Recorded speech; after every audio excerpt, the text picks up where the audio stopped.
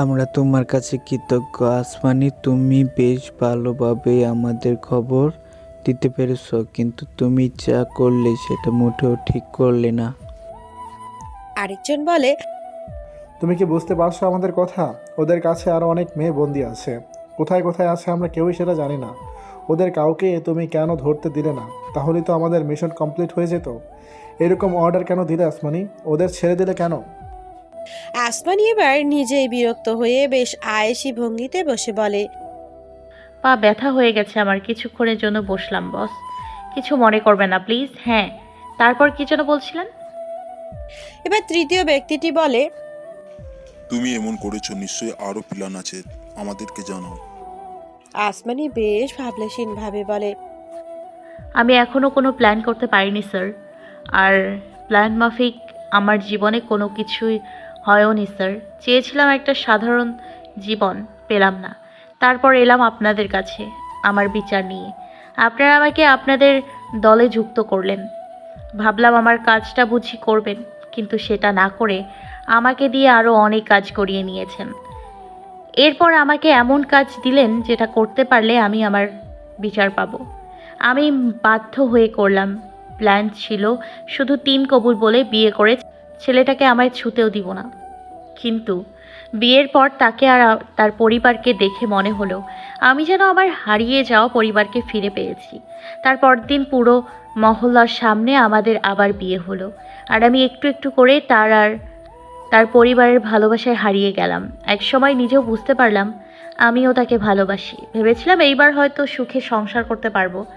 জানি না সামনে কি হবে আমার সাথে, কিংবা বলতে পারি কি হতে চলেছে। তাই আর কোনো প্ল্যানিং করছি না আমি, কারণ যা হওয়ার তা হবেই। তবে হ্যাঁ, বড়জোর আর ১ মাসের মতো আপনারা এর মধ্যেই তৈরি থাকবেন, আমার মেসেজের অপেক্ষায় থাকবেন। এইটুকু বলেই আসমানি পাগলের মতো হাসতে থাকে। তৃতীয় লোকটি বলে, হাঁটছো কেন আসমানি? আসমানি হাসতে হাসতে বলে, আমার নিজেকে নিজেই কেমন সেলিব্রিটি সেলিব্রিটি মনে হচ্ছে।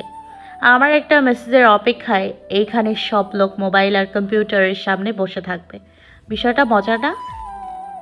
সামনে দাঁড়িয়ে থাকা ৩জন মানুষই হকচকিয়ে যায় ওর কথা শুনে।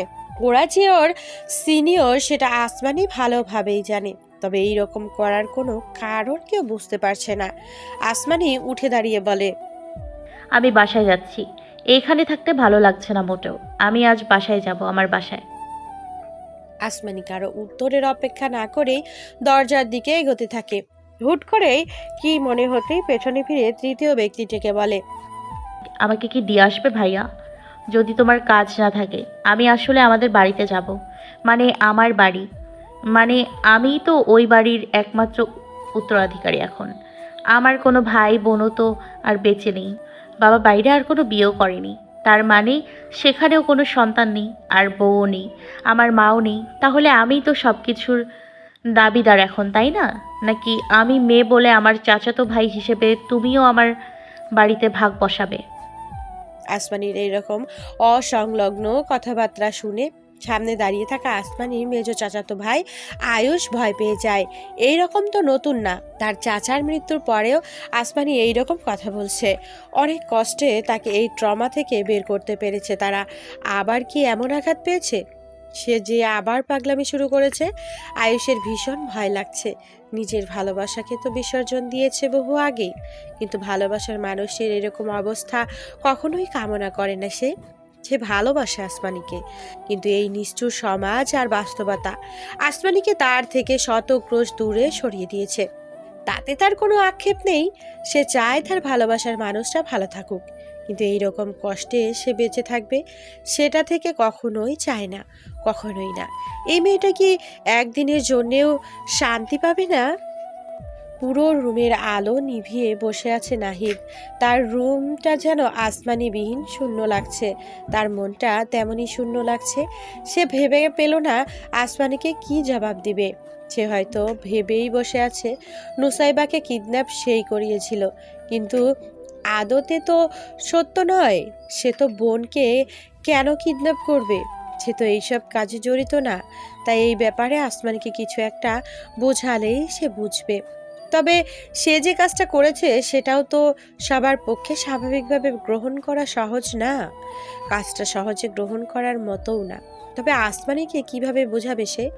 সে কোনো অন্যায় করছে না, যেটা করেছে সেটা মানুষের ভালোর জন্যই করেছে। সে মনে মনে ঠিক করে নিয়েছে আসমানিকে একেবারে শুরু থেকে সবই বলে দেবে সে, আর কোনো কিছুই গোপন করবে না। কিন্তু সেটা করতেও এক এক সময় মন সায় দিচ্ছে না, আর তার দলের কেউই আজ পর্যন্ত এই কাজ করেনি। আর সে লিডার হয়ে কিভাবে করবে? আজ তার বহু পরিচিত বিছানাটা কেন যেন বড় মনে হচ্ছে, কিন্তু বিছানাটা এত বড় না। নাবিলের সাথে শোয়া নিয়ে ঝামেলা হতো তার, কিন্তু আসমানি তো আদুরে বেড়াল, গুটিসুটি মেরে শুয়ে থাকে বুকের কাছে। বিয়ের পর আজই প্রথম আসমানি তার কাছে নেই। নাহিদ বিছানার এপাশ ওপাশ করেও কোনোভাবে ঘুমাতে পারছে না।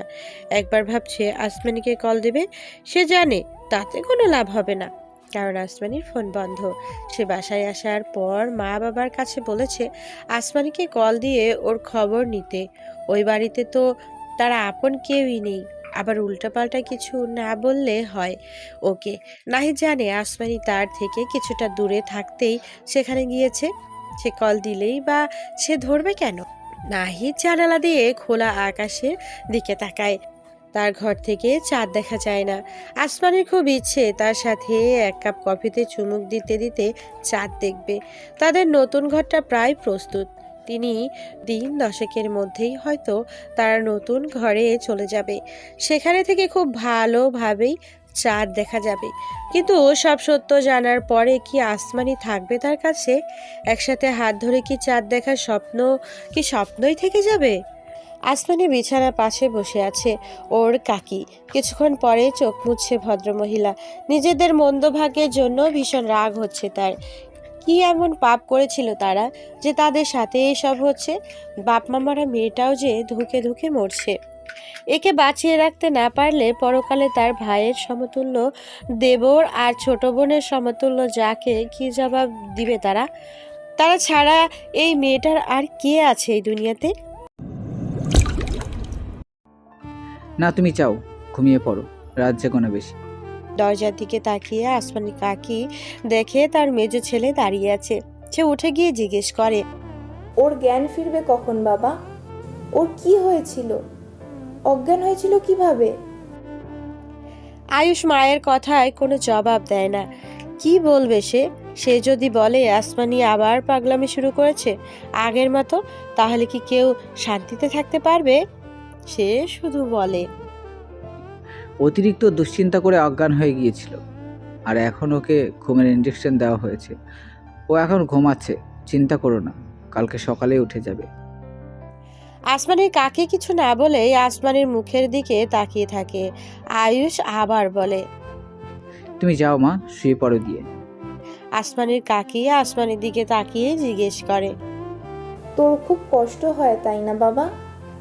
আসমানিকে তুইও বড্ড ভালোবাসিস তাই না? আমিও কত স্বপ্ন দেখতাম ওকে তোর জন্য বউ করে নিয়ে আসবো। তোকে এই স্বপ্ন তো আমিই ছোটবেলা থেকে দেখিয়েছি। এই জন্য তো তুই ওকেই ভালোবেসেছিস, ওকে ভাবতে ভাবতেই ভালোবেসেছিস।